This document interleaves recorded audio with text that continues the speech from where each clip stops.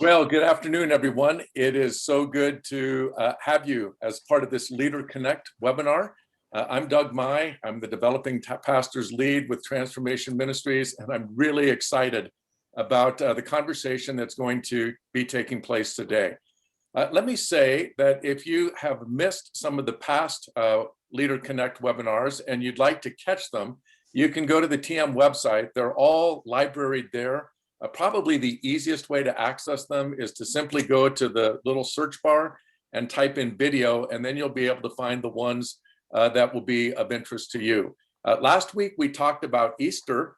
This week, we're going to be talking about what comes after Easter. And I'm really, really excited for the guests that we have today.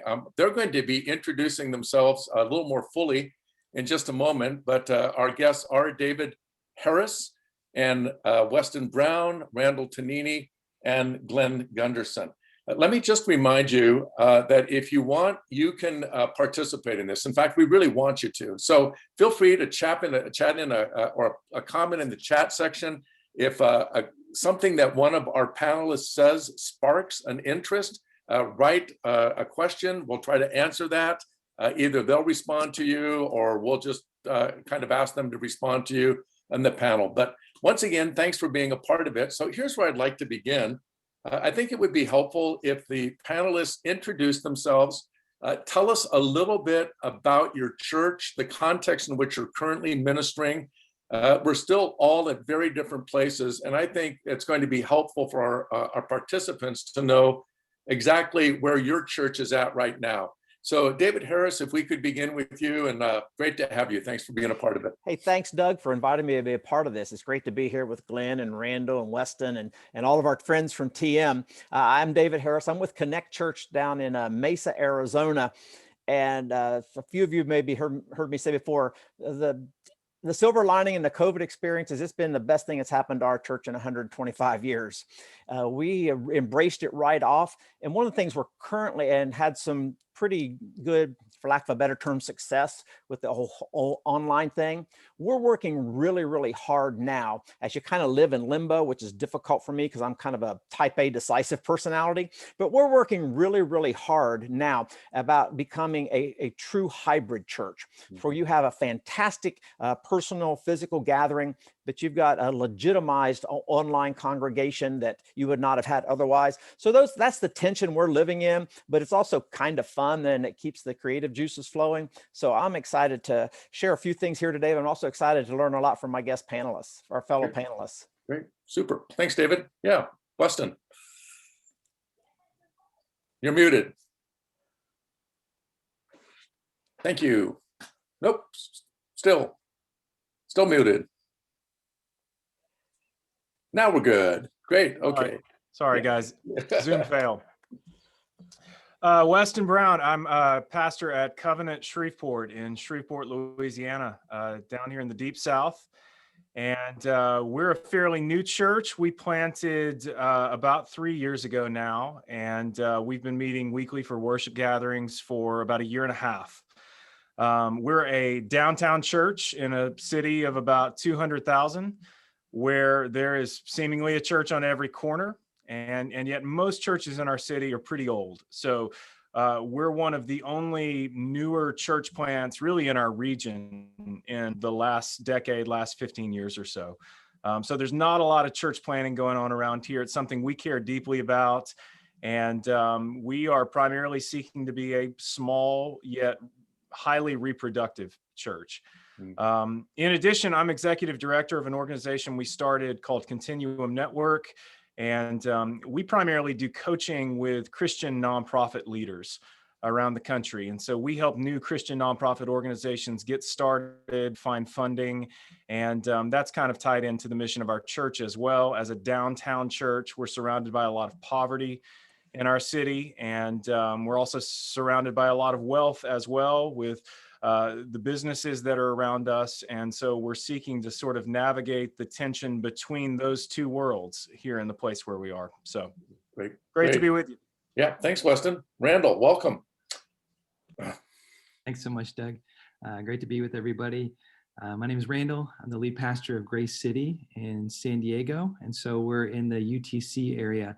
It's kind of close to UC San Diego. A lot of college students, a lot of young adults, a lot of families that are coming in, and then you got kind of an older population that's in our area too. So it's this beautiful blend of multi-ethnic, different demographics of people. And I see our area as the sending ground for the gospel to go and reach the ends of the earth. So we started a little over 5 years ago. Me and my family moved across the country, moved from Savannah, Georgia. I was a youth pastor at the time, moved across country, and God has been so gracious with our church. We've been here in our community, loving our community, and currently we're meeting in the local park.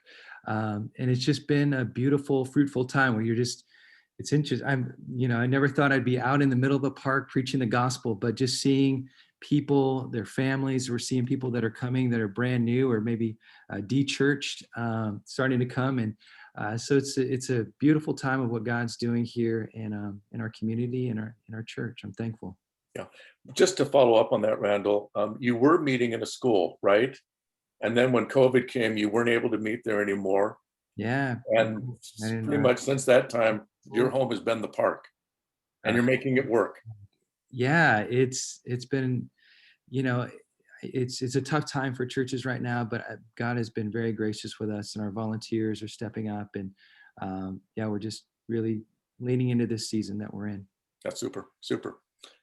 Okay, well, it's the old church. So tell us about, I guess Connect Church is pretty old too, if it's 125 years. But Glenn, welcome. Good to have you. Yes, we're 150, but I love how David is such a great optimist. He's been saying, to hear him say, COVID is the best thing that's happened to our church in 125 years.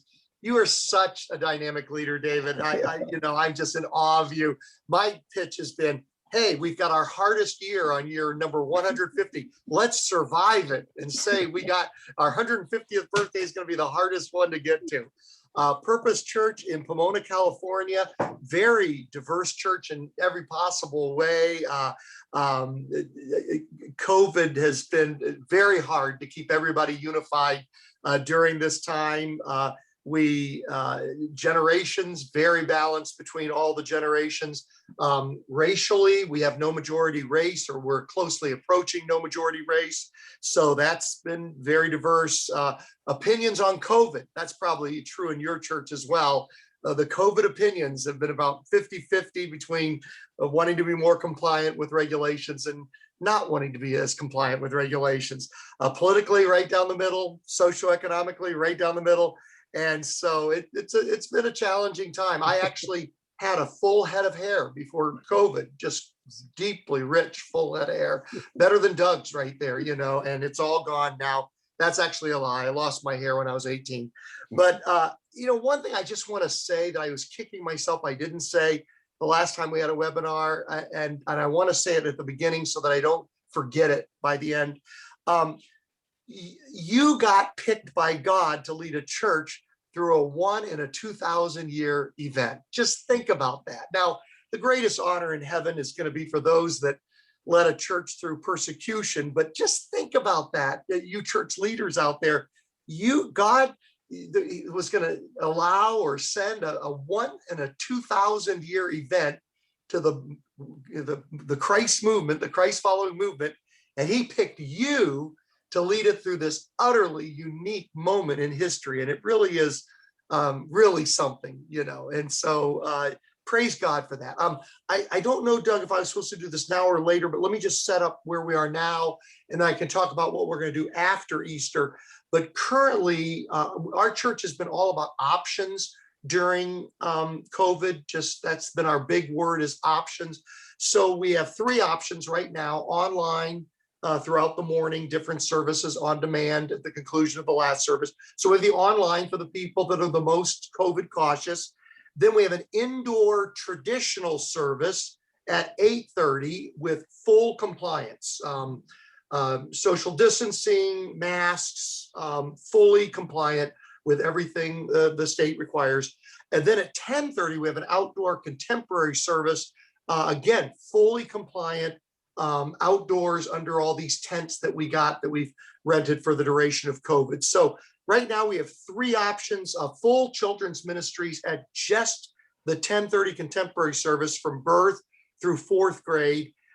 Youth ministries on Wednesday nights, outdoors and online, combination between an online experience, hybrid, online and outdoors as well for that. So that's where we're currently at.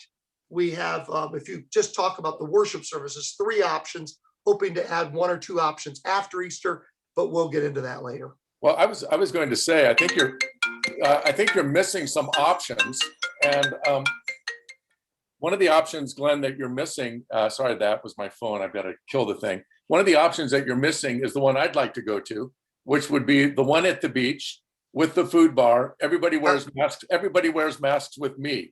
You think you guys can make that one work? So absolutely. You know, we need to start it with Me Church, and just Me Church where, and I have to admit, you guys have probably picked up on this too. No matter how many options you have, you get complaints that there aren't more. We won't go there right now. Oh my God. Have we gotten into the therapy part? Oh gosh, yeah. So that's the mutual therapy part. Hopefully we can do some whining by the time it's over. So great, thank you. Hey, thanks guys. I'd like to kind of go back to David at this point. And David, have you reflect a little bit on a more theoretical question. And it's just what your approach is or has been to planning when the future is uncertain. So, you know, I think on the one hand, you could be like really bold and say, hey, we're just going to go for it. We'll change if we need to. On the other hand, you could be really conservative. But what's your plan and why?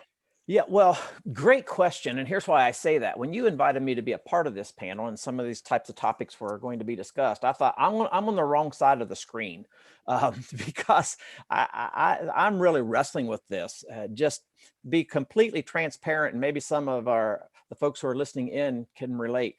That's a struggle with me, as I mentioned just in passing, Momo, kind of type A, driven personality. And last year, you had no choice. You had to go online. I was fine with that. 2 years ago, you can go all out for Easter and reach the world, or at least your community.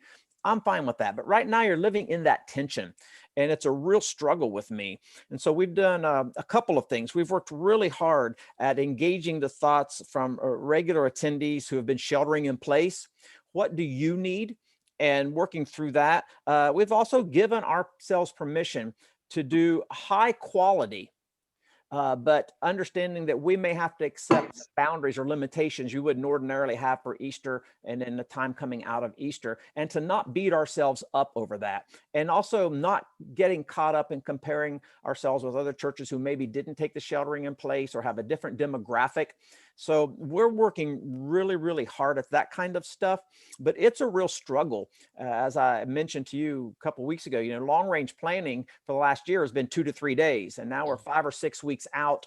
And so trying to figure out what that looks like, but we are committed to being a quality hybrid church. And there's some tension there, but like I said, it's fun tension. So we're experimenting, giving ourselves permission to fail. Dust our shins off, get back up, and go at it from a different angle. Awesome. Yeah, you're really clear about who you want to be. That helps in the planning, doesn't it? It does make a huge difference. We're not torn about who we are. One of the things that served us well, and thanks for the reminder, is we have an identity. Now, how do we optimize that for the glory of God and the betterment of our community? We are committed to owning, as we say, the 85205 for Jesus. Great. Awesome. Hey, Weston, how is your approaching planning? Give us wisdom. Well, I don't have any of that. I can tell you kind of what we've walked through. You did when you had the glasses on. Yeah, I know. Hang on 1 second. Here we go. There you go. There we go. No, I can tell you what we've walked through over the last year and a half, which was when COVID started, we were a church that was sharing space with another established church. So we were meeting in a gymnasium in a family life center that was built in the 1970s and that had rats and all kinds of deferred maintenance. And it honestly was not an ideal situation for us, but it was what we had.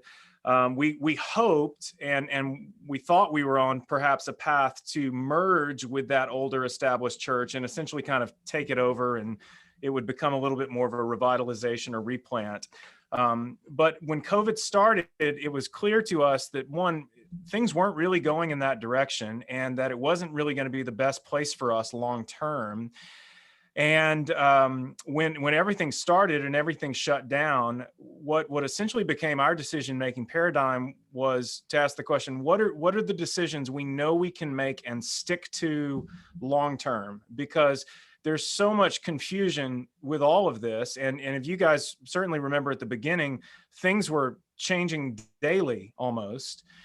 Our question was, man, what can we decide on and do that we know we can stick to no matter how long this lasts? And so the decision we made was to kind of cram everybody into an office space that we had. So for a while now, we've had about a 4,000 square foot office space, meeting space in downtown Shreveport. It was really not big enough to have weekly gatherings in, but we would do small groups and those kinds of things here. And so we said, we know we can be there. We know we have access to that space. We know we won't be kicked out of it. So we moved there once we were able to start gathering again, which was in May of last year. And lo and behold, the business that took up most of this building, which was a printing company, because of COVID, ultimately shut down, and the entire facility became available to us. So in October of last year, we took over this entire 15,000 square foot building, and it's now our permanent home. And that's not something we had envisioned or could have foreseen before any of this started. We just simply asked, what has the Lord given us? How can we steward it the best that we can? And how can we create an environment where there's not any confusion and where we know kind of what we're doing from week to week? So that was the basic paradigm that we tried to follow and still try to follow. I like what you said about creating an environment where there's not any confusion. Yeah, that's worth reflecting on a little bit more. We may come back to that. But yeah, Randall, what's your planning paradigm in uncertain times? Yeah, I think the thing for us has been just being consistent. You know, I think being a consistent presence in our community. And, you know, even when we were first planting, we just had this small group of people that believed that God brought us here, right? And so we were really leaning into the gospel, leaning into Christ, and just saying, okay, this is the message that we proclaim, and serving our community and just finding ways to be available.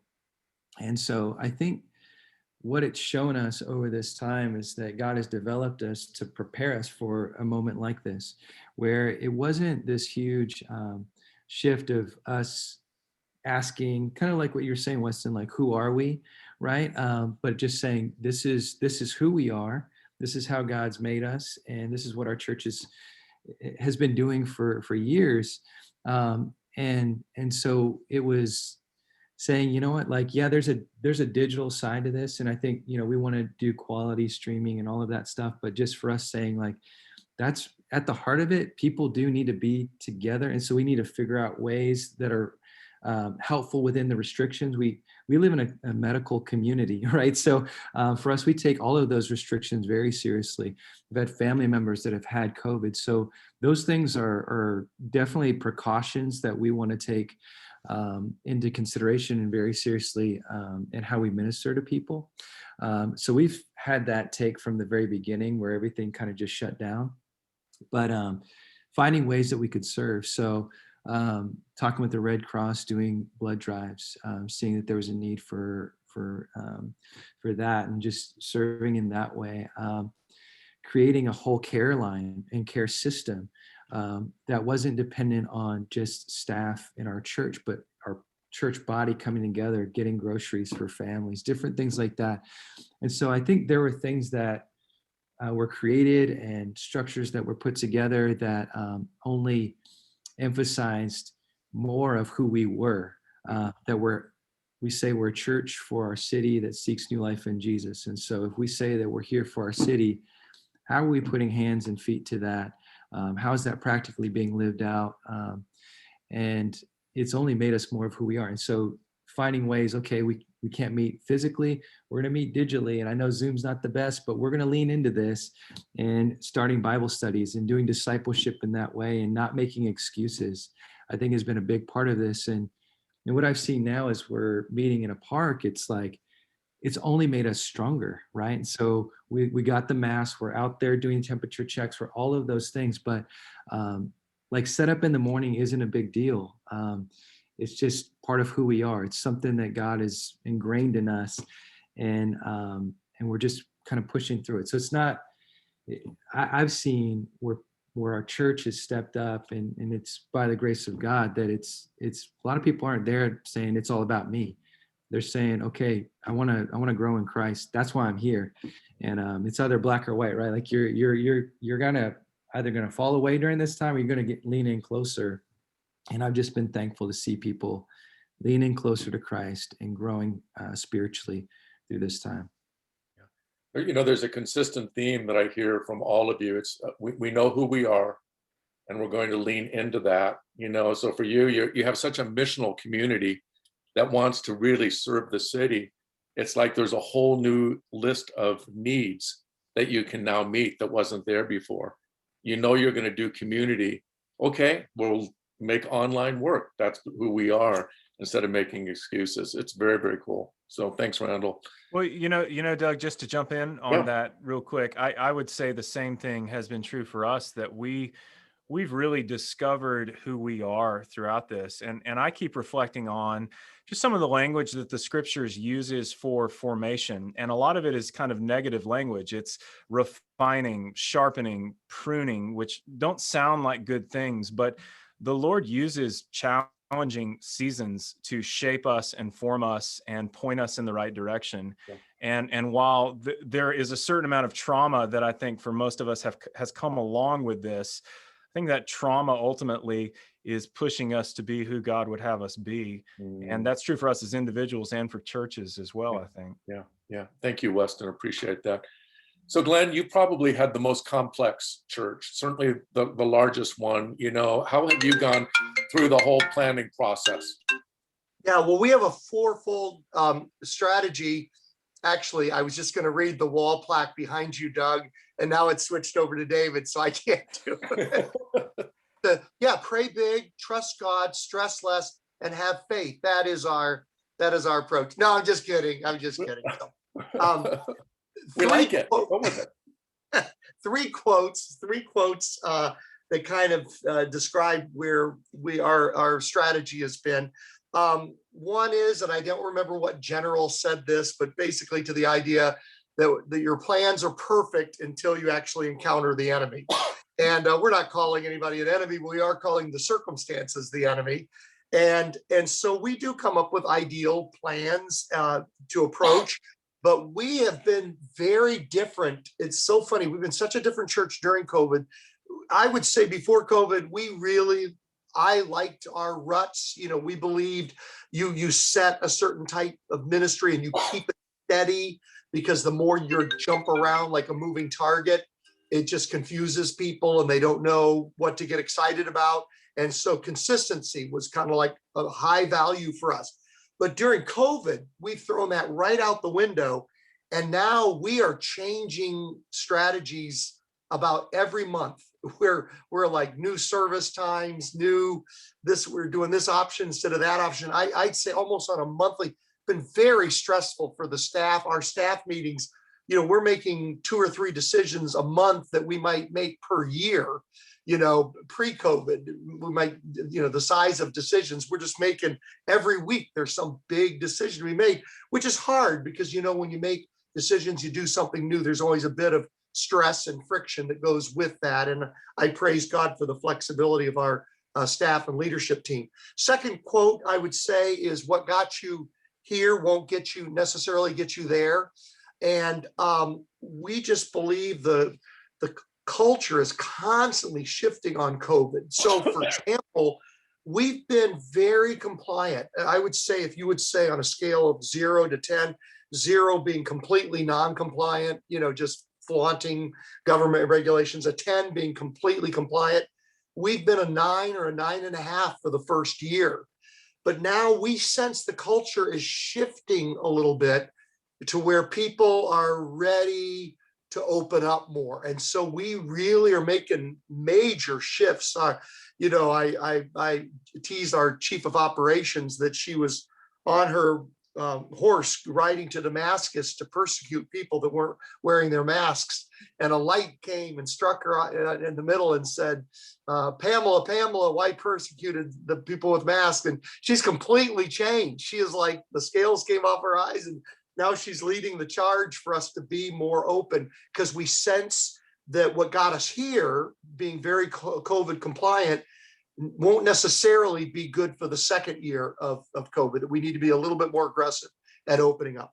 Then the third quote, finally know who actually did the quote, was Wayne Gretzky. He said his success was he didn't skate to where the puck was, he skated to where the puck was going. And COVID has helped us in a wonderful way. And maybe I'm skipping too far down to question 4, which is how have you benefited from COVID? It has helped us. We went into COVID, a caterpillar, 150-year-old church, trying to become younger, but a bit stodgy in that process. Had an old pastor, 64-year-old pastor leading a 150-year-old church. How's that for spiritual, hardening of the arteries? That's just like not a good combination. And yet COVID, the cocoon of COVID, I think we're going to come out more of a butterfly, than when we came in, just because we've been able to say during COVID, we've been able to make more changes to skate to where the puck is going to be with these church planters that are on here that are so awesome about just building a church for where the puck is going. Well, we've been able to do some of that because of COVID, even though we're an old church. Great. Thanks, Glenn. Appreciate that so much. So let's just talk a little bit more about what you are actually planning coming out of Easter. Okay, so David, we'll come back to you on this one, but how is your church planning coming out of Easter? And just reflect on that with us.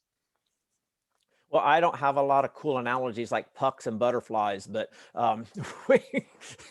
we're actually going back to the basics. And this will also come up a little bit when we talk about what are we planning to preach, like post-Easter and stuff.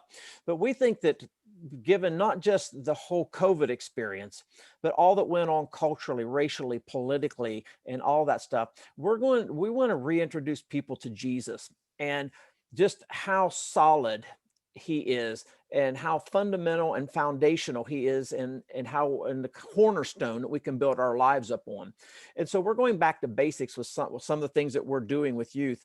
And we're going to use that. Of course, I'm in the Phoenix area. So post-Easter, I've got about 6 weeks, and then basically the world comes to a stop until about mid-September, as you can relate to in Vegas, because it's 115 degrees. But we really want to shore up that foundation and build on that cornerstone. And here's the cool thing. Now that, as Glenn alluded to, as things are loosening up or relaxing a little bit, people are getting their vaccinations, COVID spikes are down, and assuming it stays in that track, because our online experience has been really healthy for us, we're beginning to see the trickle in effect now, at least from the folks who have been engaging with us online locally. So then how do we engage them and enfold them and envelop them into the life of our fellowship? And fortunately, we've got some incredible small group leaders at our church who are good at shoulder tapping and getting people engaged along that way. And then how do we define the new normal? And then what do we begin doing now that we want to make sure, kind of like spring, college football right now, they got their spring practices. So what are we doing now so that when fall hits, we've got a full-blown game plan and we can optimize the best of both worlds. So that's kind of where we're living in as we're looking past Easter. But we're really getting a lot of traction with student ministries and small groups along with the worship experience. Let me just have you elaborate a little bit more on what you're thinking after Easter. What are you going to be preaching on? Are you guys going to be starting some new ministries? Just talk to us a little bit about some of the concrete things and why you're doing that. Yeah, I'll just continue in that vein for a minute. Again, I've never done this before ever in however many years I've been in ministry, but I'm actually doing a message series I'm entitling, Does It Matter?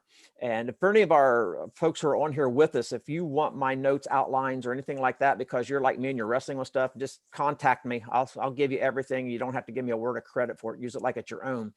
But I'm then going to do Does It Matter and talk about the resurrection on Easter, but then does it matter to the disciples? Does it matter to the followers? Does it matter to the early church? Does it matter today? And I'm going to walk through the late Luke and late John conversations and the early Acts and come back to that whole cornerstone fundamental piece of Jesus Christ and how we can find solidarity and strength in that in the midst of all the chaos and all those things along those natures. So that's kind of what I'm doing. I'm just going to kind of stick with the Easter and post-Easter things that the Gospels and early Acts give us.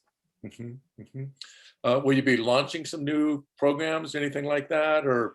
We're not really launching anything new. What we're doing is we're reviving the ones that we lost a year ago. Okay. Right. As it relates to how we do youth and children, we got to go back. I just hired an A player of a youth pastor in December of 19. And he had an incredible game plan. And then, of course, by middle of March, it all got thrown out the window. So we're going to revisit that. And then he's been doing some creative stuff that gets new students involved while we've been kind of like decentralized on all these things. Like they've been meeting outdoors at yoga shops, and he'll go to parks and say, I'm having pizza, and 20 kids will, so we're just working on that how do we start bringing that together, not necessarily uniformly, but in ways that builds energy and synergy that allows our church to grow in strength. And we lost, and for multiple reasons, almost our entire children's ministry. And so we're going to pump some life back into that, but we're excited about what those opportunities look like. Yeah. Let me just, before we move on, thanks for just letting us know what you're going to be doing. One of the questions that came in from Bill Stafiri involves whether you anticipate any staff changes. Maybe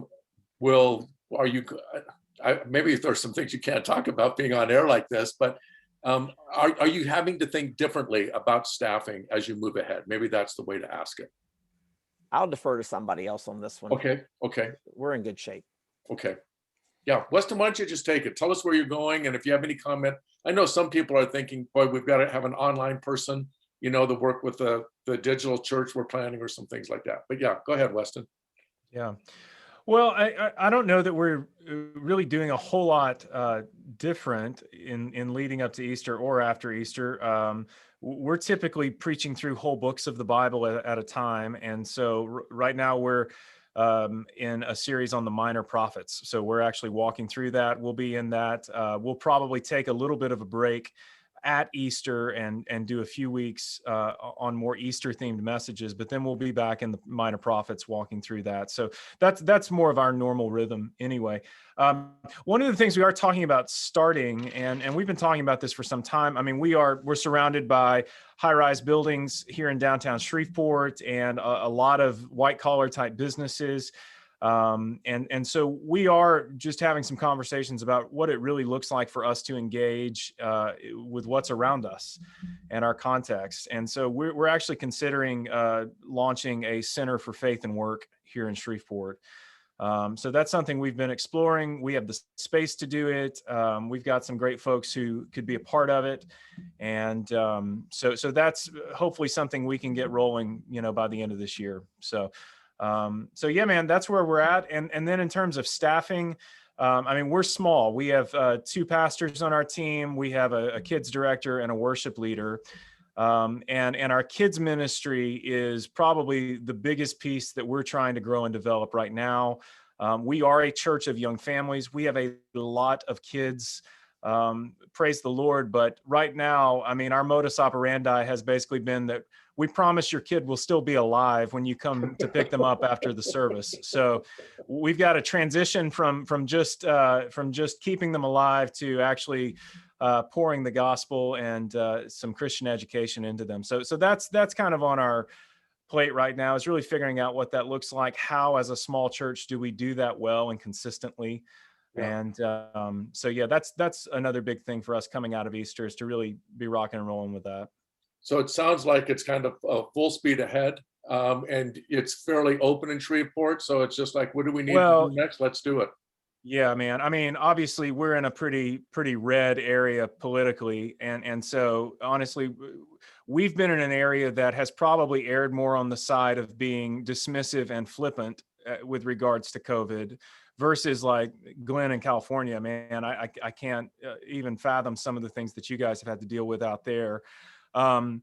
So really the onus has been on individual churches to figure out what this looks like for them, because for the most part, we've been free to do whatever we want to do. And by and large, we've had a group of people who have really not been all that worried about it or all that cautious about it. And because we're mostly young families, we don't have a lot of folks who are high risk, Yeah. even though they may have people in their lives who are high risk. And, you know, we've had folks who've gotten it. We've had childcare workers who've gotten it. But thankfully, we have not had any kind of spreader type situation. We've tried to be cautious, obviously social distancing and, you know, taking some of the most basic precautions that we can take. But, you know, at the end of the day, for us, our basic view of the church is that it is the gathering of the body of Christ. And while I applaud a lot of what folks are doing online, we don't really have the resources to create a slick online environment right now. And so we're trying to make do with what we have, which is the gathered body in person in our place. And so as soon as we could meet again, we started meeting again, and we've really been doing it ever since. So yeah. Super. Thanks, Weston. Randall, how about Grace City there in San Diego? What are you guys going to be doing coming out of Easter? Yeah, we've been currently going through the book of Acts, and so we're going to continue in the book of Acts. I think it's been timely for us to walk through that. And so that's what we're going to continue to do. And I think it's been informative for our church body to see how a lot of there's different, you know, there's parallels that you can see through the early church in understanding that there were structures that were being broken down in that time, in that season, and that it was Jesus at the center of it. So that's been good for us. One of the things that we started doing, I did it a couple months ago, I'll do it again after Easter, is we call it just a foundations class. And so it's just a simple 3-week, so just take an hour. But really its focus is on, and this is just for me, as I didn't grow up in the church, but if you don't know the Bible, if you don't know where to start, if you don't know what the gospel is, let's start there. And back a couple of months ago, we had one guy go through it, got baptized afterwards. And so I think there's some fruit that that's coming out of that, and it's exciting. So after Easter, just want to make that invitation to people like, hey, if you need a starting place, I will make myself available. We'll go through it just for 3 weeks, 1 hour. You can ask me any questions. And that's something that we're going to be doing right after Easter. Also, one of the things that I'm excited about that we've been doing from the beginning of the year is we're doing more family ministry. And so we've got families that are coming out. But I think there is a gap that Children's Church has created, where there's parents that don't feel comfortable discipling their kids. And so at the beginning of the year, just kind of addressing that and saying, hey, this is something that we see as an area of discipleship that we want to help you as a parent to be able to disciple your kids and feel comfortable praying with them, reading the Bible with them, sharing the gospel with them. My hope is that the gospel is going to be shared in that intimate setting with a parent at the dinner table, like for me when I shared it with my son and he accepted Christ, right? So I don't want it just to be pastors who are having those conversations, but I want it to be families having those conversations, and us as the church equipping them for that. So at the beginning of the year, we did something with the book is called Give Them Grace. And there's a lady who was one of the authors of it. She came, she taught our group and said, hey, this is a way to equip you.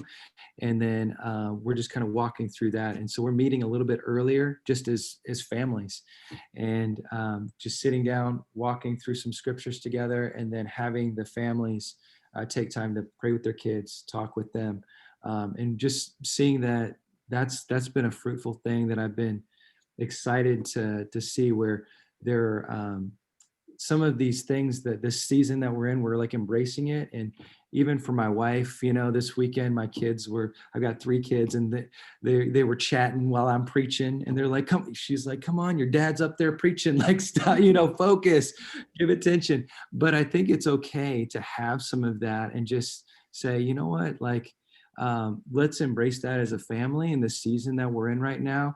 They're getting to hear dad preach every week. And I'm having conversations with my daughter. She was like, Dad, I like this thing. She's 7 years old, right? So we're having conversations about the message and questions about God. So that's something that I think even post-Easter, like, we want to continue to see happening, is like, how can we grow more of a family discipleship ministry that's happening in our church? Yeah. Great. Glenn, how about you guys? Yeah, well, first, just to Bill Stafari's point about staff changes, I don't know that any have happened. Well, I guess they seem like they have happened because of COVID, because I feel like we're going to have a completely different staff coming out of COVID than we did going in. But part of that is just retirements. And, back to the Wayne Gretzky thing, that whenever a person retires, like me, okay, when that happens, a person will retire where the puck is.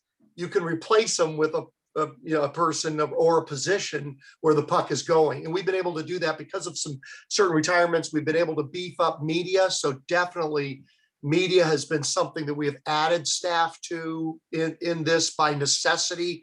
Our media team has helped us in California to survive. They are heroic. I always say about them, like Churchill said about the Royal Air Force, never so many owed so much to so few. Our media team, the rest of us have a little bit of shorter hours, and they basically live at the church. And departments like creative, communications, so media, creative department, communications, those have been beefed up a bit coming out of COVID, I would say. Weston, I loved what you said about the difference between Louisiana and California. I had to laugh because Josh Hoosman at Mercy Road, he told me early on in COVID, he says, Glenn, in Indiana, people judge you if you wear a mask. And I said, well, in California, they judge you if you do not wear a mask. And so weird. And then to lead into what we're doing after Easter, Josh had something where his people were so non-compliant that he actually had a special service that was more compliant. So it's kind of like the more compliant service. We're going the opposite, where we're going to start after Easter a less compliant service. So we're pretty compliant, but after Easter, we're adding a third morning service at 11:30 that we're going to call it masked while mobile service, the masked while mobile. So like a restaurant, when you walk in, you got to have the mask in. When you walk out, you have to have the mask in. But during the service, we felt that's the thing that was the hardest thing for some people. You can take the mask off just like you do at the restaurant during your meal. And that's going to also have full children's ministry. So then we'll have two contemporary options, two options where, also the next phase is the traditional at 8:30. We just did a poll of them Sunday. And oh my goodness. And this is like the oldest group of our church, which is so funny in COVID, isn't it? The age groups, how they're not where you think they should be. The people that are most in danger are the ones that are the most,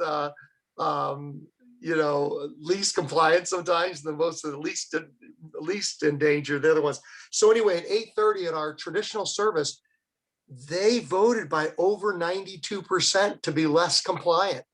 So it looks like, we'll determine this in the meeting I go to after this.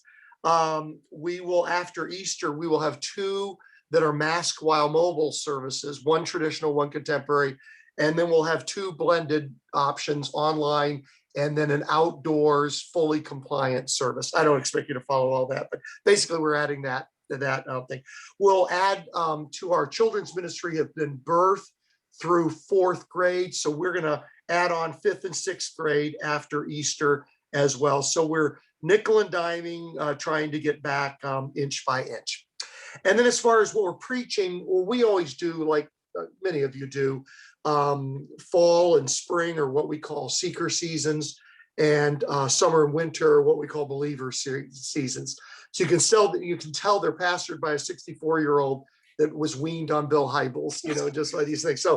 So at any rate, so right after Easter, that's one of our big hook series. So we're doing something by Andy Stanley. Andy Stanley, it's not actually a sermon series, but it's actually a small group series called I Said This, You Heard That. And basically, for any of you old guys out there, it's basically Tim LaHaye's Spirit Controlled Temperament is all it is, just repackaged by Andy Stanley for a new generation. So anyway, I Said This, You Heard That. It's just going to be a 4-week relationship. How do you hear each other based on your temperament? How do you say something? And then how is it heard by the other person? But then to David Harris's point, getting back to basics, we'll follow that with a summer 15-week series through the Sermon on the Mount. And I agree with David. I think there's a hunger to kind of get back to basics. I just heard a stat this week from the editor at Tyndale House that the #1 Googled word in 75 countries, prayer was the #1 most Googled word in 75 countries for the duration of the first year of COVID. So think of that, the whole first year of COVID in 75 countries, prayer was the most Googled word. So people, they are kind of hungry just for the basics, the solid, good old gospel Bible teaching. So we'll make sure we do plenty of that as well. Super. Doug, So can Glenn, I piggyback that for a second? Yeah, please. Speaking, Glenn was talking about the importance of prayer and the hunger for basics, and we all talk about try to do the Sunday thing online as best we can. When COVID first started, I just kicked off just because we thought it was going to be 30, 60, 90 days, right? So I just kicked off a little Wednesday Facebook Live prayer gathering to pray for the world and our community and people, who are considered essential. And then as it went on, it took on a life of its own. But to Glenn's point, I've got worship leader friends from all over the country who are sitting home because of COVID, right? So I would get a worship leader friend to come in, do a couple of songs. I would read a psalm or something, elaborate on it for like 3 or 4 minutes, and then we would just pray. We average over 1,500 people every Wednesday night now live in an online prayer gathering. To Glenn's point, because people are scared, they're uncertain, and they're just looking for something that they can hold on to that's going to give them the hope just to make it through next week, or at least they have for the last 12 months. So to Glenn's point, back to basics, that whole prayer thing, it's been unbelievable, literally in our sense, but it's been amazing how folks literally from around the world. I had a Muslim from Bangladesh whose dad and grandfather had COVID, and he was on with us for 5 weeks asking us to pray for them. So wow. Just wanted to piggyback the importance of, not that Glenn needs my reiteration, but just want to support that in my own experience. And it totally shocked me like crazy. Of course, David, you're so well connected in the broader body of Christ. Your friends are all Chris Tomlin and oh gosh, who's the guy from Bayside? Lincoln. Exactly. Yeah. Your Rolodex is a lot cooler than my Rolodex. Of that. So let me ask you, Glenn, a quick question. It came in from Jack Hamilton, and any of you respond. Will you ask people who've had both vaccines to wear a mask? See, that's actually Yes or no? No. No. Okay. No. And that's actually where the idea of this one mass while mobile. We will ask them after the service or before while they're fellowshipping with each other and interacting with people out in the lobby. Yes, we will. I'm sorry. Yes, we will. But actually the whole idea for a little bit less compliant service, that came out of the fact in LA County, 1 out of 3 people have already had COVID. And now another 5 or 10% are getting vaccinated. So by April, when we do this, 40% of the population may have either been vaccinated or had COVID. So it began to think, gee, maybe we need to provide an option for them, because they've had it or they've been vaccinated. Yeah. Hey, we're going to take a quick break right here, and then we're going to wrap it up. But we want to do a poll at this point. So I'm going to ask Elena to put that poll up. And it's just trying to catch a sense of where our churches are at And what will your church focus on the most coming out of Easter? Okay, so you can't do all of these. You can only do one of them. Are you going to focus on worship, enjoying the worship of God together, just kind of coming back together and celebrating as you're all together, community, regathering after isolation, discipleship, helping people put down deep roots in Jesus, evangelism? Is it going to be time to reach the lost with the gospel, other like global mission or issues of justice, or maybe something else? So take a moment to respond. Obviously, some of you are going to go, hey, Doug, this is more than a one answer kind of thing. And I think we would certainly agree with you on that. But we're just trying to get a sense of where you feel the greatest need is for your church coming out of COVID. Worship, community, discipleship, evangelism, or is it something else? And while you're responding to that, let me just alert you to a couple of things that are coming down the pipe. One, next week is going to be our last webinar, last LeaderConnect webinar before we take a break, and then we'll resume it after Easter. But we're going to look our church health team. The title is Your Church Survived 2020, Now What? But it's going to be focused how to build a hybrid church.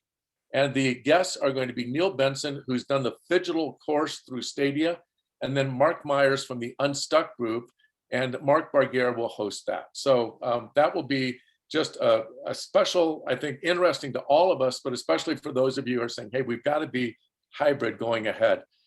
And then I want to alert you, pastors and staff, on May the 6th, we are going to be having our Elevate event at Second Baptist Santa Ana. Bishop Kenneth Ulmer is going to be our guest.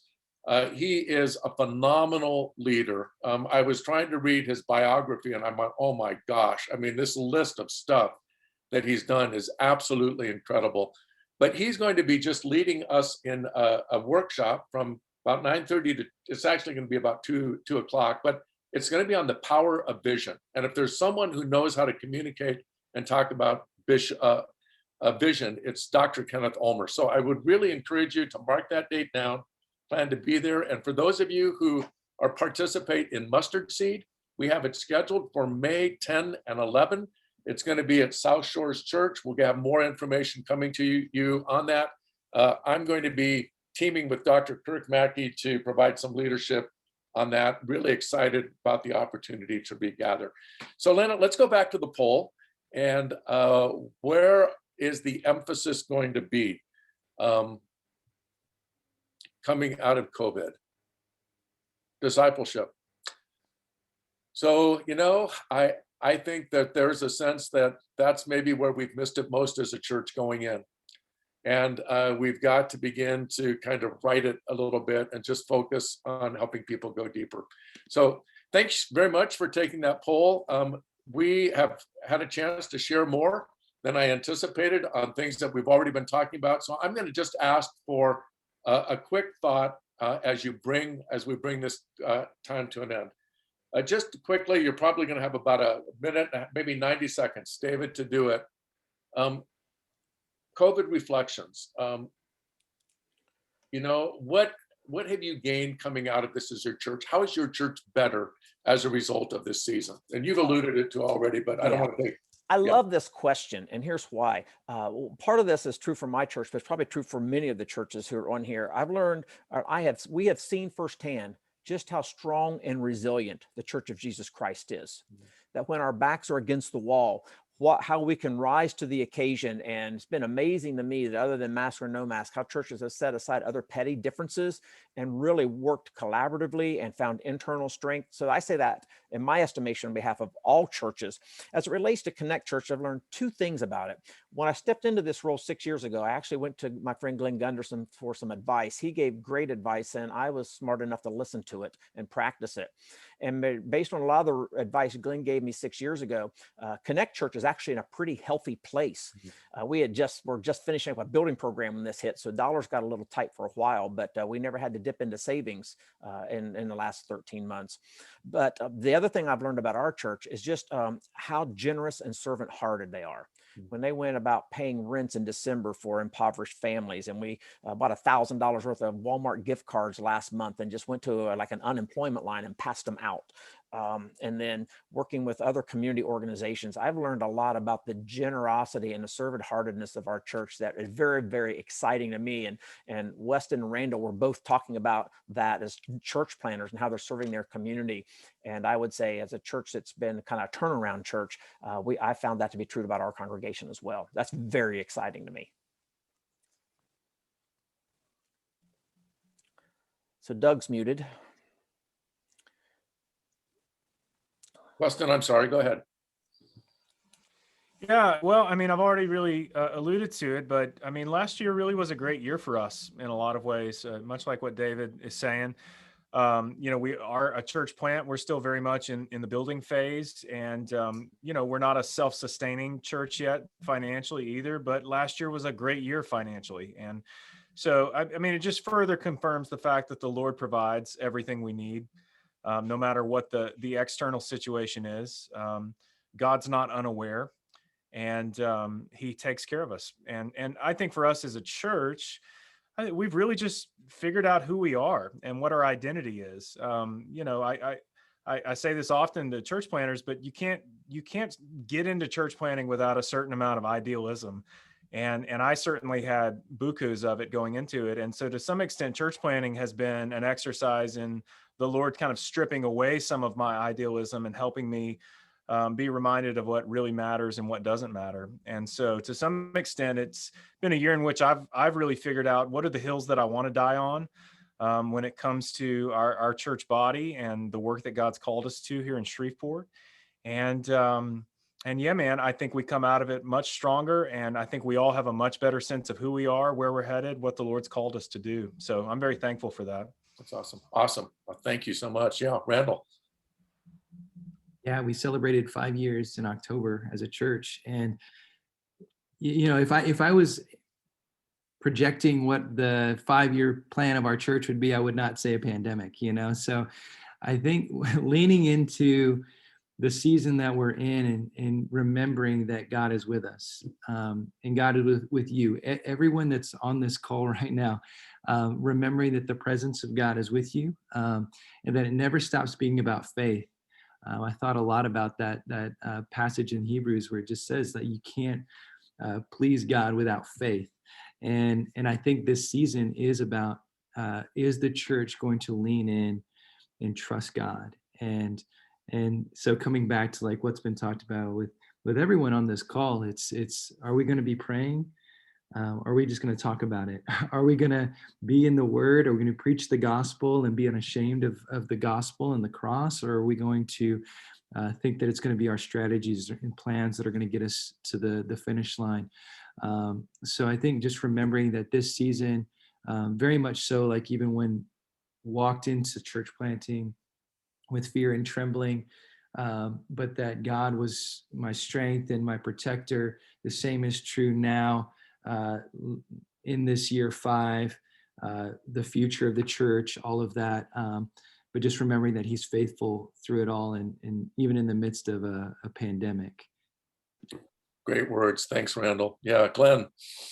I think I hate to be a pessimist on this. I think we're going to come out of COVID a little bit of a smaller army. Okay. I think there has been some sifting and some drifting that's gone on, but I really believe this is not just happy talk. I think we're going to be a better army. I think the people that come out of COVID are going to be a little bit tougher spiritually. And as a result, I think we're going to replicate tougher disciples in the future. We're going to be a little bit tougher ourselves.